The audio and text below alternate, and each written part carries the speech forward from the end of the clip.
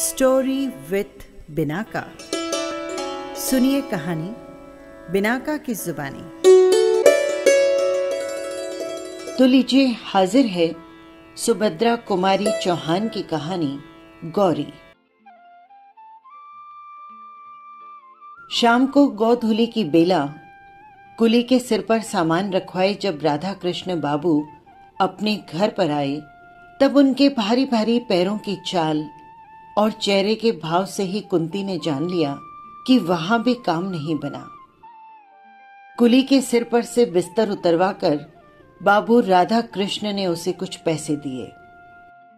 कुली सलाम करके चला गया और वो पास ही पड़ी एक कुर्सी पर, जिसके स्प्रिंग खुलकर कुछ ढीले होने के कारण इधर उधर फैल गए थे, गिर से पड़े।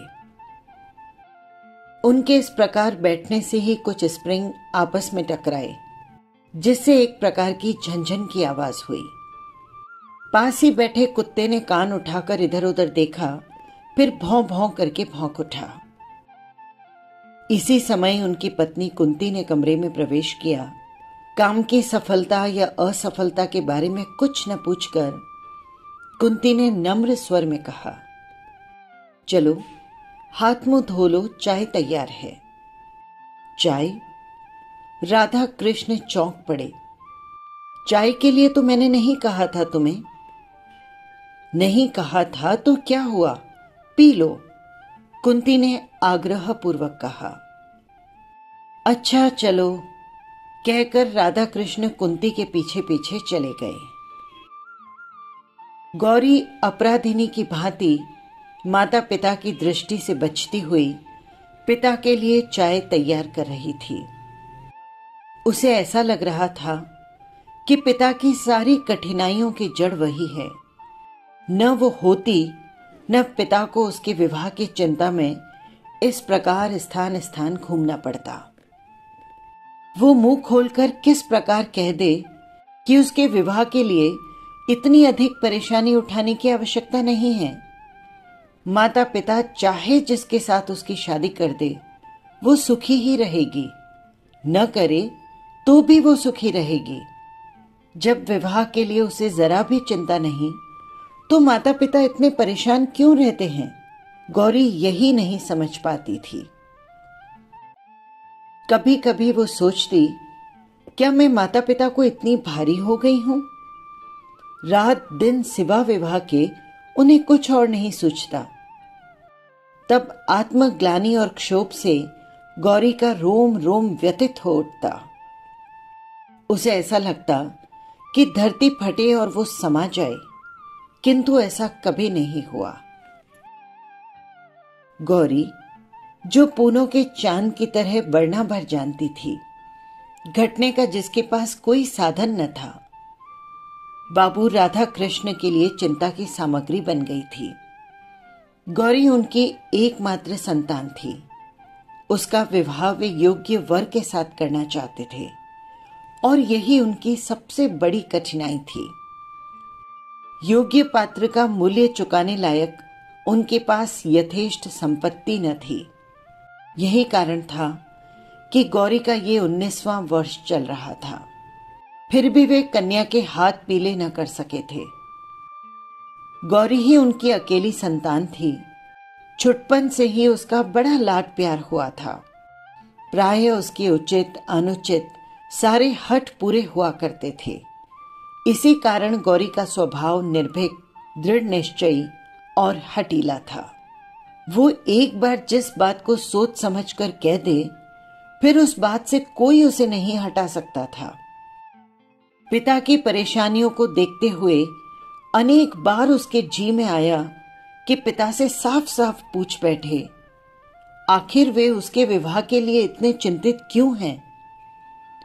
वो स्वयं तो विवाह को इतना आवश्यक नहीं समझती, और अगर पिता विवाह को इतना अधिक महत्व देते हैं, तो फिर पात्र और कुपात्र क्या? विवाह करना है तो कर दे, किसी के भी साथ।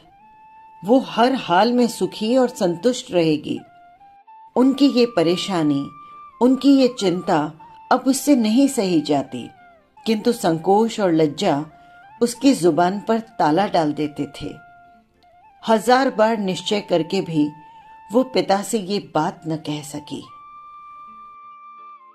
पिता को आते देख गौरी चुपके से दूसरे कमरे में चली गई। राधा कृष्ण बाबू ने जैसे बेमन से हाथ मुंह धोया और पास ही रखी एक कुर्सी पर बैठ गए। वहीं एक मेज पर कुंती ने चाय और कुछ नमकीन पूरियां पति के सामने रख दी। पूरियों की तरफ राधा कृष्ण ने देखा भी नहीं, चाय का प्याला उठाया और पीने लगे। एक ऐसी कन्या को जन्म देकर जिसके लिए वर ही नहीं मिलता हो, कुंती स्वयं ही जैसे अपराधिनी सी हो रही थी। कुंती ने डरते डरते पूछा, आप जहां गए थे क्या वहां भी कुछ ठीक नहीं हुआ? ठीक होने को वहां धरा ही क्या है? चाय का घूंट गले से नीचे उतारते हुए बाबू राधा कृष्ण ने कहा, सब हम ही लोगों पर है। विवाह करना चाहें तो सब ठीक है और न करना चाहें तो कुछ भी ठीक नहीं। कुंती ने उत्सुकता पूर्वक पूछा, फिर क्या बात है? लड़के को देखा आपने? हां देखा, अच्छी तरह से देखा, कहकर राधा कृष्ण फिर चाय पीने लगे। कुंती की समझ में ये पहेली नहीं आई। उसने कहा, जरा समझा कर बताओ, तुम्हारी बात तो मेरी समझ में नहीं आती। राधा कृष्ण बोले, समझा कर कहता हूं, सुनो। वो लड़का लड़का नहीं, आदमी है। तुम्हारी गौरी के साथ मामूली चपरासी की तरह दिखेगा। बोलो, करोगी ब्याह उसका? कुंती बोली, विवाह की बात तो बाद में होगी। क्या रूप रंग बहुत खराब है? फोटो में तो वैसा नहीं जान पड़ता था। राधा कृष्ण ने कहा, रूप रंग नहीं, रहन सहन बहुत खराब है। उम्र भी बहुत अधिक है, 35-36 साल, और साथ में 2 बच्चे भी। उन्हीं बच्चों को संभालने के लिए वो विवाह करना चाहते हैं, वरना वे शायद कभी न करते। उनकी ये दूसरी शादी होगी। उनकी उमंगें, उत्साह, सब कुछ ठंडा पड़ चुका है। वे अपने बच्चे के लिए एक धाय मां चाहते हैं।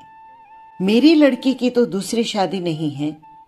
वे साफ साफ कहते हैं, मैं बच्चों के लिए शादी कर रहा हूं। कुंती ने कहा, जिन्हें दूसरी शादी करनी होती है वे ऐसा ही तो कहते हैं। राधा कृष्ण बोले, अरे नहीं नहीं, ये आदमी कपटी नहीं है। उसके भीतर कुछ और बाहर कुछ नहीं हो सकता। उसका हृदय तो दर्पण की तरह साफ है। उसका खादी कुर्ता, गांधी टोपी, फटे फटे चप्पल देखकर जी हिचकता है। वो नेता बनकर व्याख्यान तो दे सकता है, पर दूल्हा बनकर आने लायक नहीं है। 30 रुपए कुल उनकी तनख्वाह है। कांग्रेस के दफ्तर में वे सेक्रेटरी हैं। 3 बार जेल जा चुके हैं, फिर कब चले जाएं कुछ पता नहीं। कुंती बोली, आदमी तो बुरा नहीं जान पड़ता है। राधा कृष्ण ने कहा, बुरा आदमी तो मैं भी नहीं कहता उसे, पर वो गौरी का पति होने लायक नहीं है, बस ये बात सच है। कुंती ने पूछा, फिर तुमने क्या कह दिया उन्हें? राधा कृष्ण ने उत्तर दिया, क्या कह देता, उन्हें बुला आया हूं, अगले इतवार को आएंगे। आने के लिए भी वे बड़ी मुश्किल से तैयार हुए। कहने लगे, नहीं साहब, मैं लड़की देखने नहीं आऊंगा। इस तरह लड़की देखकर मुझसे किसी लड़की का अपमान नहीं किया जाता। जब मैंने उन्हें समझाकर कहा कि आप लड़की देखेंगे, लड़की और उसकी मां आपको देखेगी, तब जाकर बड़ी मुश्किल से राजी हुए। गौरी दरवाजे की आड़ में खड़ी सब बातें सुन रही थी। जिस व्यक्ति के प्रति उसके पिता इतने असंतुष्ट और उदासीन थे, उसके प्रति गौरी के हृदय में अनजाने में ही कुछ श्रद्धा के भाव जागृत हो उठे। राधा कृष्ण बाबू पान का बेड़ा उठाकर अपनी बैठक में चले गए और उसी रात फिर उन्होंने अपने कुछ मित्रों और रिश्तेदारों को गौरी के लिए योग्य वर तलाशने के लिए कई सारे पत्र लिखे। अगला इतवार आया।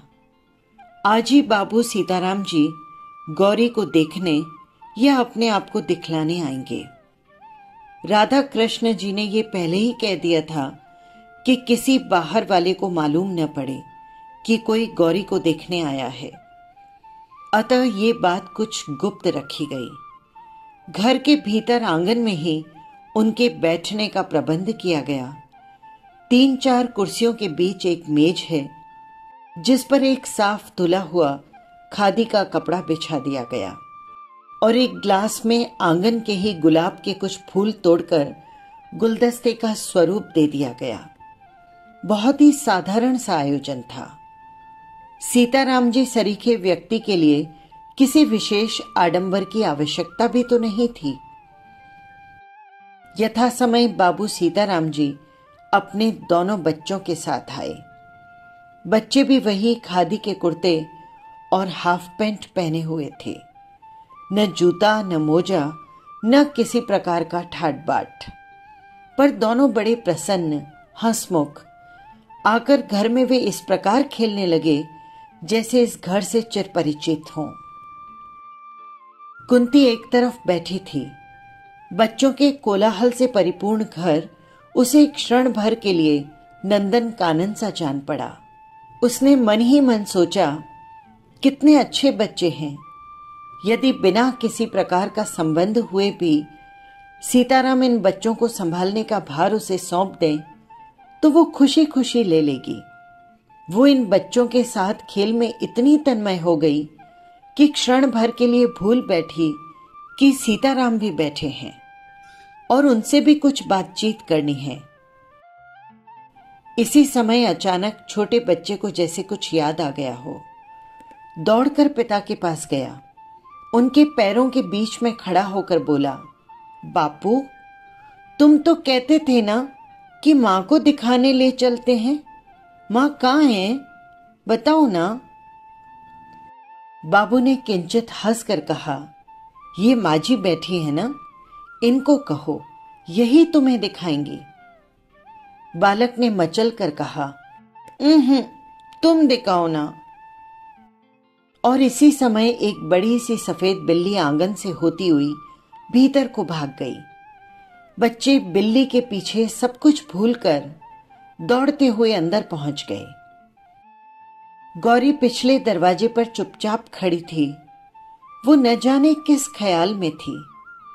छोटे बच्चे ने उसका आंचल पकड़कर खींचते हुए पूछा, तुम हमारी मां हो? गौरी ने देखा, रिष्ट पुष्ट सुंदर सा बालक, कितना भोला, कितना निश्चल।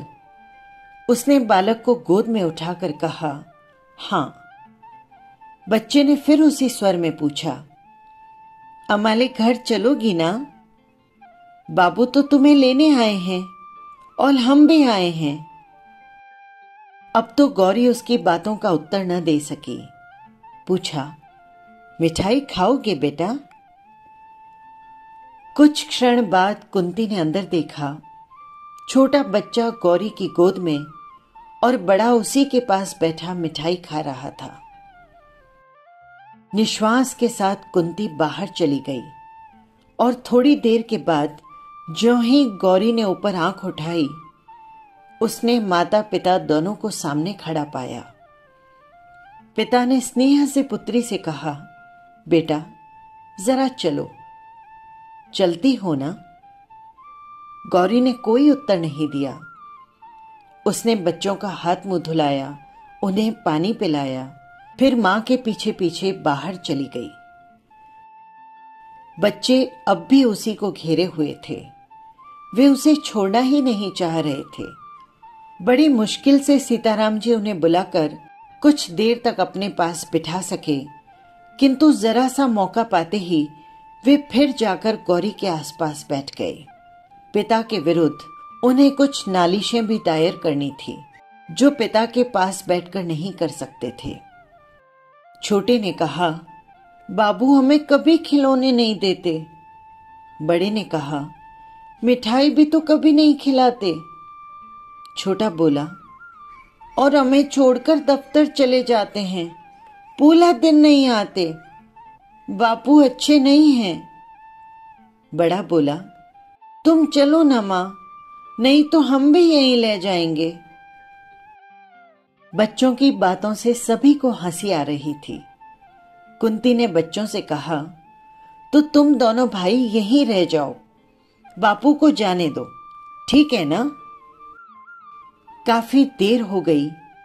ये देखकर सीताराम जी ने कहा, समय बहुत हो चुका है, अब चलूंगा, नहीं तो शाम की ट्रेन नहीं मिल सकेगी। फिर राधा कृष्ण की तरफ देखकर कहा, आप लोगों से मिलकर बड़ी प्रसन्नता हुई। लड़की तो आपकी साक्षात लक्ष्मी है, और ये मैं जानता था कि आपकी लड़की ऐसी ही होगी, इसीलिए देखने को नहीं आना चाहता था। फिर कुछ ठहर कर बोले, और सच बात तो यह है कि मुझे पत्नी की उतनी जरूरत नहीं जितने इन बच्चों को मां की जरूरत है। मेरा क्या ठिकाना, आज बाहर हूं और कल जेल में।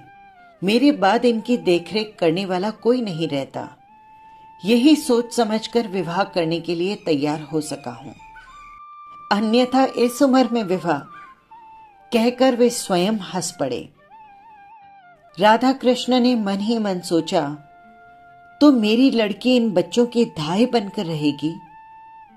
कुंती ने सोचा, कोई भी स्त्री ऐसे बच्चों का लालन पालन कर अपना जीवन सार्थक बना सकती है।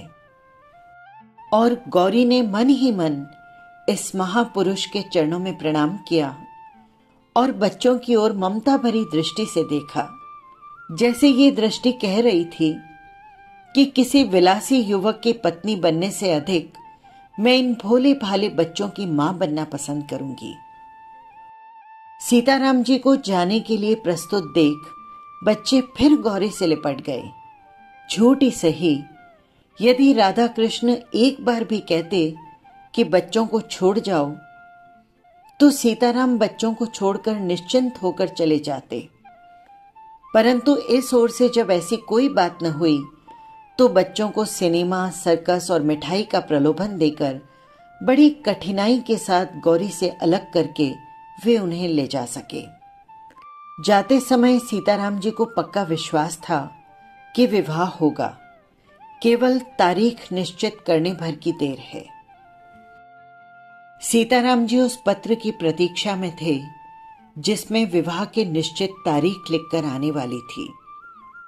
देश की परिस्थिति, गवर्नमेंट का रुख और महात्मा जी के वक्तव्यों को पढ़कर वे जानते थे कि निकट भविष्य में फिर सत्याग्रह संग्राम छिड़ने वाला है। न जाने किस दिन उन्हें फिर जेल का मेहमान बनना पड़े। पिछली बार जब वे गए थे तब उनकी बूढ़ी बुआ थी, पर अब तो वे भी नहीं रही। ये कहारिन क्या बच्चों की देखभाल कर सकेगी? बच्चों की उन्हें बड़ी चिंता थी और बच्चे भी सदा ही मां मां की रट लगाए रहते। उन्होंने फिर एक पत्र राधा कृष्ण बाबू को शीघ्र ही तारीख निश्चित करने के लिए लिख भेजा। उधर राधा कृष्ण जी दूसरी ही बात तय कर रहे थे। उन्होंने सीताराम के पत्र के उत्तर में लिख भेजा कि गौरी की मां पुराने ख्याल की है। वे बिना जन्मपत्री मिलाए विवाह नहीं करना चाहती, अतएव आप अपनी जन्मपत्री भेज दें। पत्र पढ़ने के साथ ही सीताराम को यह समझने में देर नहीं लगी कि ये विवाह न करने का केवल बहाना मात्र है, किंतु फिर भी उन्होंने जन्मपत्री भेज दी। जन्मपत्री भेजने के कुछ ही दिन बाद उत्तर भी आ गया कि जन्मपत्री नहीं मिली, इसलिए विवाह नहीं हो सकेगा, क्षमा कीजिएगा। बाबू राधा कृष्ण को गौरी के लिए दूसरा वर मिल गया था, जो उनकी समझ में गौरी के बहुत योग्य था। धनवान ये भी अधिक न थे, पर अभी अभी नायब तहसीलदार के पद पर नियुक्त हुए थे। आगे और भी उन्नति की आशा थी। बीए पास थे, देखने में अधिक सुंदर न थे, बदशक्ल भी कहे जा सकते थे, पर पुरुषों की भी कहीं सुंदरता देखी जाती है। उम्र कुछ अधिक न थी, यही कोई 24-25 साल। लेने देने का झगड़ा यहां भी न था। पहली शादी थी और माँ बाप भाई बहन से भरा पूरा परिवार था। राधा कृष्ण जी इससे अधिक और चाहते ही क्या थे। ईश्वर को उन्होंने कोटिश धन्यवाद दिए, जिसकी कृपा से ऐसा अच्छा वर उन्हें गौरी के लिए मिल गया। विवाह आगामी आषाढ़ में होना निश्चित हुआ। दोनों तरफ से विवाह की तैयारी हो रही थी। राधा कृष्ण जी की भी तो एक ही लड़की थी। वे बड़ी तन्मयता के साथ गहनों और कपड़ों का चुनाव करते। सोचते थे, देर से शादी हुई तो क्या हुआ, वर भी तो कितना अच्छा ढूंढ निकाला है। कुंती भी बड़ी खुश थी। उसकी आंखों में ये दृश्य झूलने लगता कि उसका दामाद छोटा साहब हो गया है। बेटी दामाद छोटे छोटे बच्चों के साथ उससे मिलने आए हैं। किंतु बच्चों की बात सोचते ही उसे भी सीताराम जी के दोनों बच्चे तुरंत याद आ जाते और याद आ जाती उनकी बात।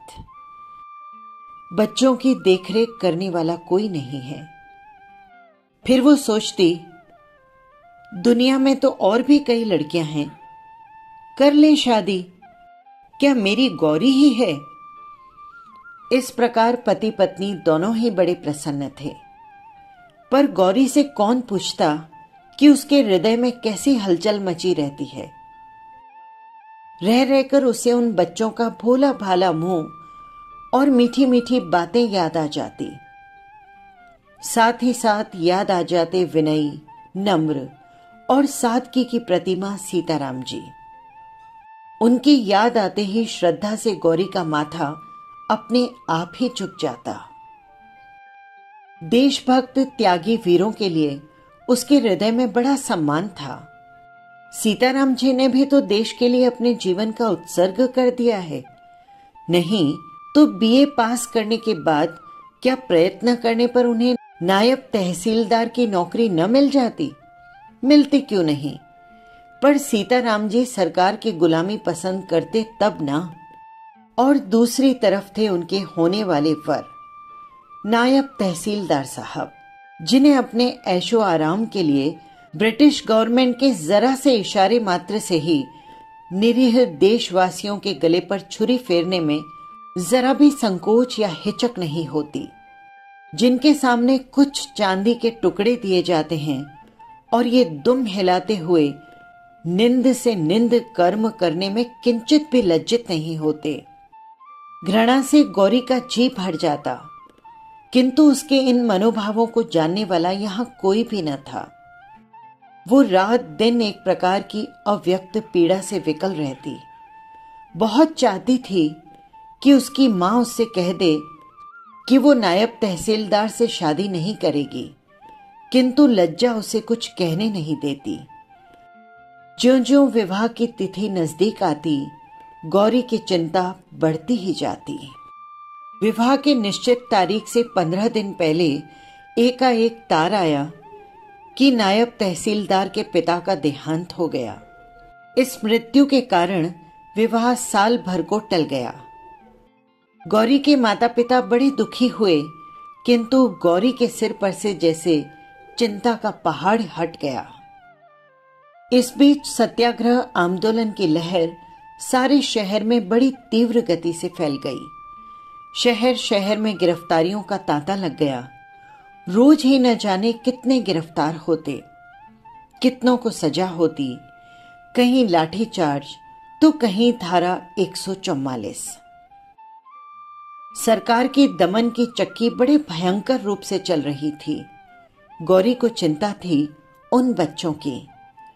जब से सत्याग्रह संग्राम छिड़ा था, तभी से उसे फिक्र थी कि न जाने कब सीताराम जी गिरफ्तार हो जाएं, और फिर वे बच्चे बेचारे, उन्हें कौन देखेगा। रोज का अखबार ध्यान से पढ़ती, कानपुर का समाचार तो और भी ध्यान से देखती।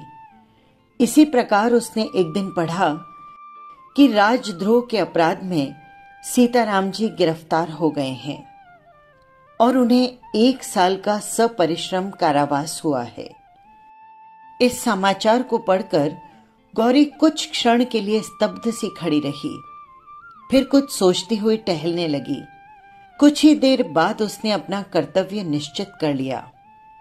वो मां के पास गई। मां कोई पुस्तक देख रही थी। उसने अपने सारे साहस को समेटकर दृढ़ता से कहा, मां, मैं कानपुर जाऊंगी। कानपुर में क्या है? आश्चर्य से कुंती की मां ने पूछा। गौरी ने कहा, वहां बच्चे हैं। मां ने उसी स्वर में कहा, बच्चे? कैसी बात करती हो गौरी, पागलों की सी। गौरी बोली, नहीं मां, मैं पागल नहीं हूं। बच्चों को तुम भी जानती हो। उनके पिता को राजद्रोह के मामले में साल भर के लिए सजा हो गई है। बच्चे छोटे हैं। मैं जाऊंगी मां, मुझे जाना ही पड़ेगा।